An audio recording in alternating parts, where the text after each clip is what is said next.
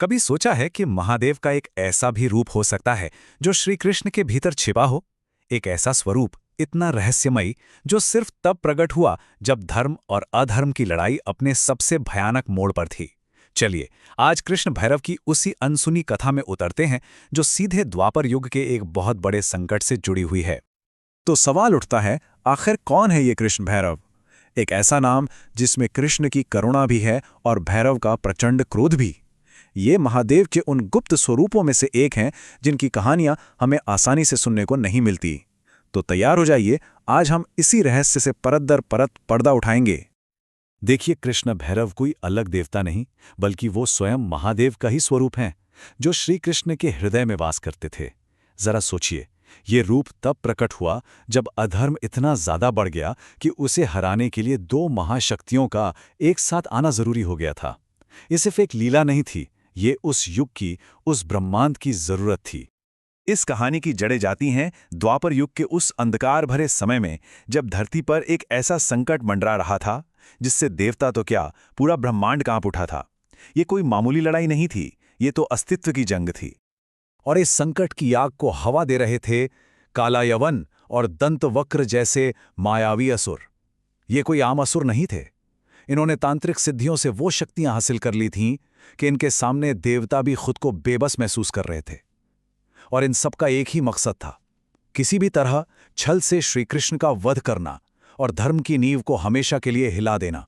जब चारों तरफ से निराशा के बादल घिर गए, तो सभी देवता अपनी आखिरी उम्मीद लेकर श्री कृष्ण की शरण में पहुंचे। लेकिन जानते हैं, कृष्ण का जवाब वो नहीं था जिसकी किसी ने कल्पना की हो। उन्होंने सीधे सीधे दखल देने के बजाय एक ऐसे गहरे रहस्य की तरफ इशारा किया जो शिव और कृष्ण की सबसे बड़ी लीला की शुरुआत करने वाला था। और बस यहीं पर कहानी ने सबसे बड़ा मोड़ ले लिया। श्री कृष्ण ने मुस्कुराते हुए देवताओं से कहा, इसका समाधान मेरे पास नहीं, बल्कि उस शक्ति के पास है जो मेरे अंदर ही छिपी है।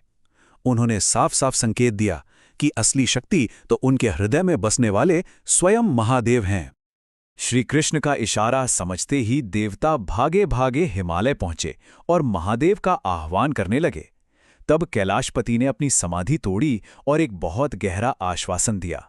उन्होंने वचन दिया, जब कृष्ण का प्रेम और उनकी नीति भी कम पड़ जाएगी, तब मैं उनकी छाया बनकर, उनका क्रोध बनकर इस लीला में अवतरित होऊंगा। और फिर वो घड़ी आ ही गई।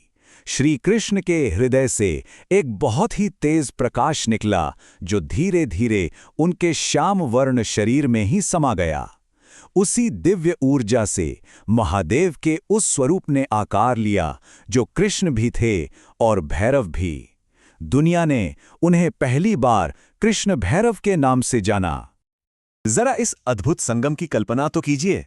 एक तरफ कृष्ण का मन को मोह लेने वाला श्याम रंग और मयूर पंख, तो दूसरी तरफ भैरव का प्रलयंकारी तेज और मस्तक पर अर्धचंद्र। एक हाथ में धर्म की स्थापना के लिए सुदर्शन चक्र, तो दूसरे में अधर्म के नाश के लिए त्रिशूल। ये एक ही शरीर में सृष्टि और संहार का मिलन था। सोचिए वो स्वरूप कैसा होगा। कृष्ण की मोहक मुस्कान की जगह भैरव की धधकती हुई ज्वाला जैसी आंखें। सिर पर मयूर पंख के साथ महादेव का चंद्र भी चमक रहा था। हाथों में सुदर्शन और त्रिशूल दोनों की शक्ति थी और उनके साथ खड़ा था भैरव का वाहन काल श्वान। ये शांति और प्रलय का एक साथ साकार हुआ रूप था। कृष्ण भैरव के रणभूमि में कदम रखते ही खेल ही पलट गया। जो असुर अब तक खुद को अजेय समझ रहे थे, उनकी मृत्यु अब बस कुछ ही पलों की दूरी पर थी। अब जो होने वाला था वो युद्ध नहीं था, वो अधर्म का सर्वनाश था। उनका पहला वार हुआ असुरों के उन अभेद्य कवचों पर जिन्हें वो अपनी अमरता का सबूत मानते थे। एक ही झटके में वो सारे कवच कांच की तरह टूटकर बिखर गए। इसके बाद बारी आई उनके मायावी मंत्रों से बने सुरक्षा घेरे की। कृष्ण भैरव की सिर्फ एक नजर पड़ी और वो शक्तिशाली घेरा हवा में ऐसे गायब हो गया जैसे कभी था ही नहीं। असुरों की सारी तांत्रिक शक्ति शून्य हो गई। और आखिर में तो किसी शस्त्र की जरूरत भी नहीं पड़ी। कृष्ण भैरव के मुख से सिर्फ एक हुंकार निकली, हूं। बस उस एक शब्द की ब्रह्मांडीय गूंज से उन असुरों का अहंकार, उनकी शक्ति और उनका अस्तित्व, सब कुछ राख हो गया। उनकी मौजूदगी इतनी शक्तिशाली थी कि खुद महाकाल भी उनके सम्मान में ठहर गए। समय ने अपनी गति रोक दी, हवा ने चलना बंद कर दिया और प्रलय की अग्नि भी शांत हो गई। ये प्रमाण था कि प्रकृति पर उनका पूरा अधिकार है। असुरों का तो अंत हो गया, लेकिन ये कहानी यहाँ खत्म नहीं होती।